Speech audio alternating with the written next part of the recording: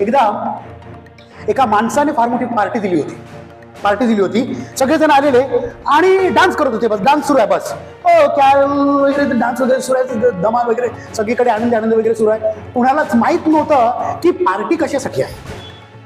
कुणालाच त्यांना बोलावणार म्हणून ते आलेले आणि पार्टी सुरू आहे. कुणालाच माहित नव्हतं पार्टी कशासाठी आहे. तर एकाने धैर्य केलं.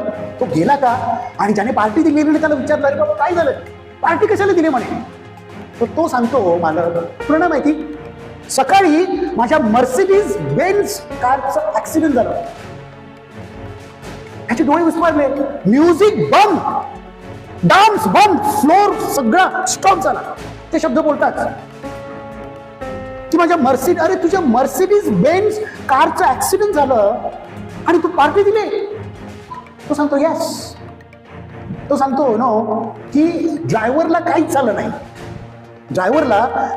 नाही आणि मी ड्राईव्ह करत होतो म्हणे, काहीच झालं नाही.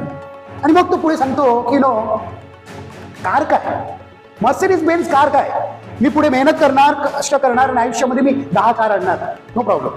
पण जर ऍक्सिडेंट मध्ये या माझ्या एका फिंगरला जरी काय झालं असतं ना, या एका फिंगरला, बोटाला, तरी मी आयुष्यभर कधीच ते रिकव्हर करू शकलो नसतो.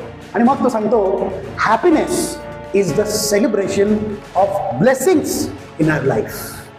I repeat this statement. Happiness is the celebration of blessings in our life.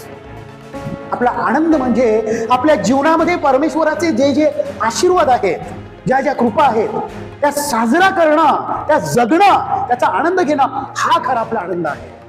Praise the Lord.